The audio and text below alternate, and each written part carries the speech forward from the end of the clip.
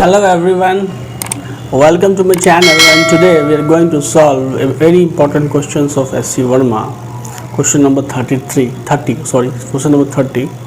As the question statement is that a person, आपके पास क्या है कि एक पर्सन है जिसका वेट है 40 kg का and is managing to be at rest between the two vertical wall. दो वर्टिकल वाल्स के बीच में, जैसा कि आप इस पिक्चर में देख रहे हैं, एक वर्टिकल वाल तो ये हुआ और दूसरा वर्टिकल वाल ये हुआ, तो ये बी वाल है और ये ए वाल है।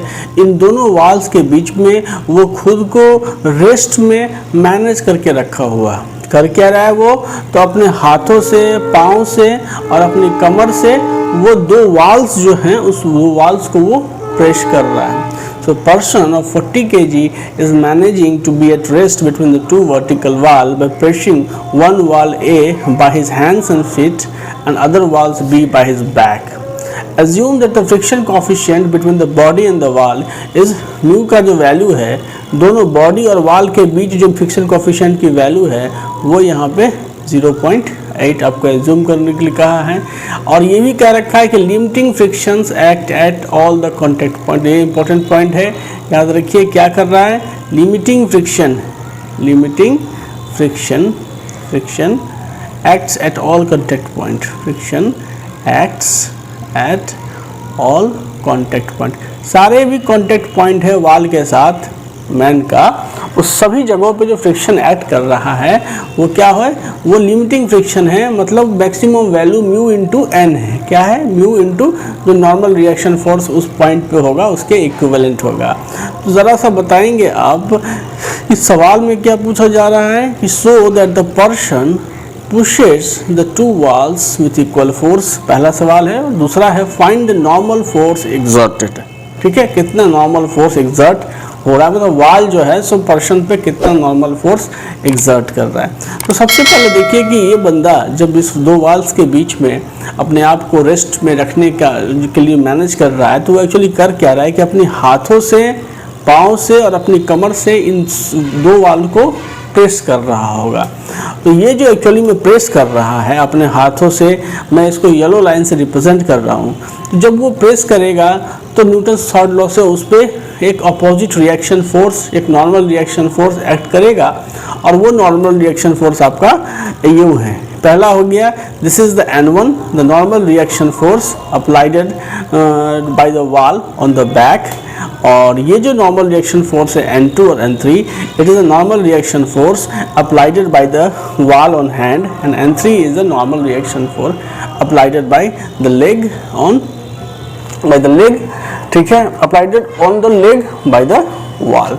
तो ये सारे नॉर्मल रिएक्शन फोर्स आपको एक्ट कर रहे हैं। तो अब ऐसी सिचुएशंस में सबसे पहली बात क्या होगी कि चूंकि ये बंदा अपने आप को रेस्ट में मैनेज करके रखा हुआ है, तो इस बंदे पे लगने वाला जो हॉरिजॉन्टल डायरेक्शंस में फोर्स होगा वो काउंटर बैलेंस हो रहा होगा।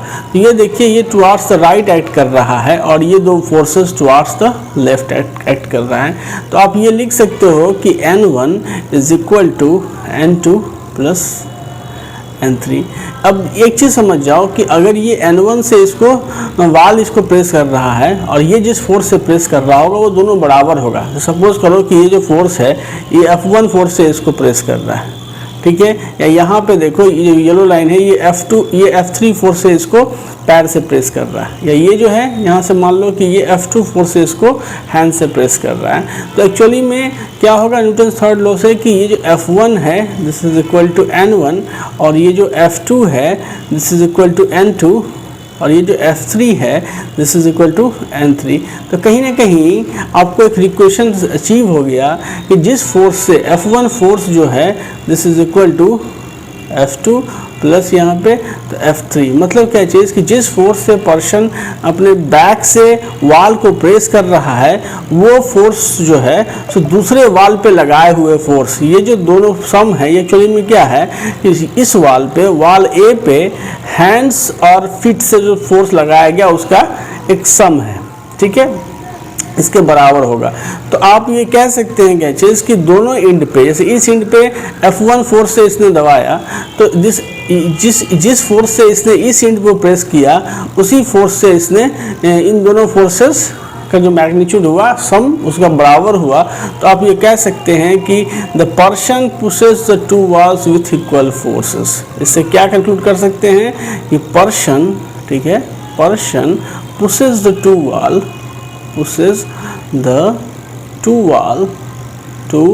वॉल विथ इक्वल फोर्स, ठीक है, इक्वल फोर्स। ये चीज़ तो यहाँ से क्लियर है।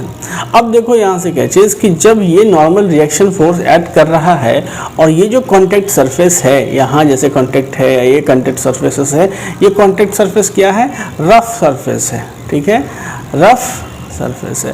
तो रफ सरफेस की वजह से क्या पिक्चर में आएगा, फ्रिक्शन फोर्स पिक्चर में आएगा। लेकिन क्या आप बता सकते हो कि फ्रिक्शन फोर्स का डायरेक्शंस किस बेसिस पे डिसाइड होगा? तो देखो इस आदमी पे जो फ्रिक्शन फोर्स जो पिक्चर में आएगा वो कॉन्टैक्ट सरफेस के नॉर्मल आएगा, मतलब ये जो वॉल है, ठीक है, अलोंग द वॉल आएगा। अब ये बताओ कि अलोंग द वॉल इस पर्सन को कौन सा फोर्सेस इन्फ्लुएंस कर रहा है मोशन के लिए? तो ये जो वेट mg फोर्स आप देख रहे हो, दिस इज जो mg वेक्टर है, this is the mg vector. Actually यही एक फोर्स है जो अलोंग द वॉल एक्ट कर रहा है, और इसी फोर्स की वजह से इस ह्यूमन बीइंग की टेंडेंसी क्या हो जाएगी, नीचे की ओर आने की हो जाएगी। मैं ये नहीं कह रहा हूँ कि ये नीचे आएगा, बट इसकी टेंडेंसी नीचे की ओर आने की हो जाएगी। इसलिए फ्रिक्शन फोर्सेस हमेशा इस टेंडेंसी को अपोज करेगा। तो ये कॉन्टैक्ट सरफेस पर फ्रिक्शन फोर्स अपवर्ड जो है, सो सभी कॉन्टैक्ट सरफेस पर फ्रिक्शन फोर्स अपवर्ड एक्ट करेगा। ये जो देख रहे हैं आप, एक्चुअली में ये F3 नहीं, इसको आप F2 मान लें थोड़ी देर के लिए, और ये F3 है, ठीक है, क्योंकि यहाँ N3 है तो उसके कॉरस्पॉन्डिंगली मैं इसको F3 रिप्रेजेंट कर रहा हूँ। तो फ्रिक्शन फोर्सेस के डायरेक्शंस आप देख रहे हैं कि बैक पे क्या होगा, पर along the wall upward directions में एक्ट कर रहा है। फिर हैंड पोजीशंस पे जो उस पर फ्रिक्शन फोर्स लग रहा है वो अपवर्ड डायरेक्शंस में एक्ट कर रहा है, और यहाँ भी अपवर्ड डायरेक्शंस में एक्ट कर रहा है। तो कहीं ना कहीं आप ये कह सकते हो कि वर्टिकली, चूंकि as the person is at rest, vertically भी वो रेस्ट में है, तो आप लिख सकते हो क्या चीज़ कि F1 is equal to F2, ठीक है, प्लस यहाँ से F3। ये तो आप आसानी से लिख सकते हो क्योंकि वो पर्सन क्या है, वो वर्टिकली रेस्ट में है। क्या है वो, वर्टिकल इक्विलिब्रियम में है। तो वर्टिकल इक्विलिब्रियम में अगर वो आदमी है तो F1 is equal to F2 plus F3, sorry ये नहीं, F1 is equal F1 plus F2 plus F3, ये अपवर्ड फोर्सेस जो एक्ट कर रहे हैं, इन सभी अपवर्ड फोर्सेस का सम ये क्या हो जाएगा, will be equal to the mg, तभी वो वर्टिकल इक्विलिब्रियम में बने रहेंगे। अब ये बताओ कि F1 बराबर क्या होगा, क्योंकि कह रहा है कि लिमिटिंग फ्रिक्शन एक्ट कर रहा है, तो सभी जगह जो फ्रिक्शन फोर्स होगा वो एक्चुअली में F1 क्या हो जाएगा, तो यहाँ से μ1 इंटू n1, और म्यू की वैल्यू आपको यहाँ पे दे रखा है 0.8। दोनों वाल पे जो कॉफिशिएंट ऑफ फ्रिक्शन एग्जिस्ट कर रहा है वाल और बॉडी के कॉन्टैक्ट के बीच में, वो सेम ही है।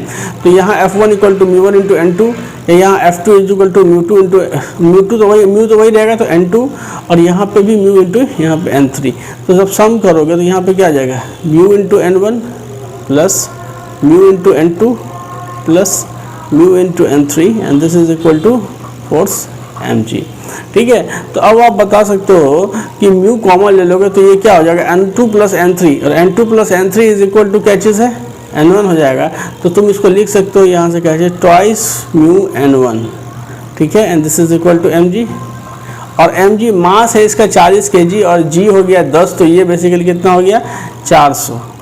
तो जब आप इसको निकालोगे n1 की वैल्यू को, तो n1 इज इक्वल टू 2 से, तो ये 200 हो गया, और भागा आप कर रहे हो कितना, 0.8।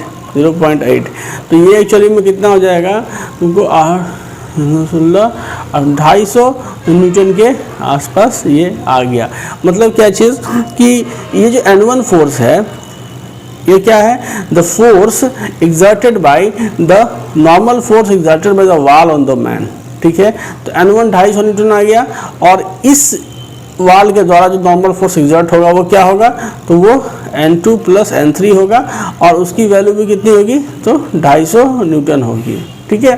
तो आप ये कह सकते हो कि नॉर्मल फोर्स जो एग्जर्ट हुआ वो 250 न्यूटन का नॉर्मल फोर्स एग्जर्ट कर रहा है एक वाल, ठीक है, दूसरा वाल भी 250 न्यूटन का नॉर्मल फोर्स एग्जर्ट कर रहा है, ठीक है। तो यही सवाल का जो है सो आंसर होगा।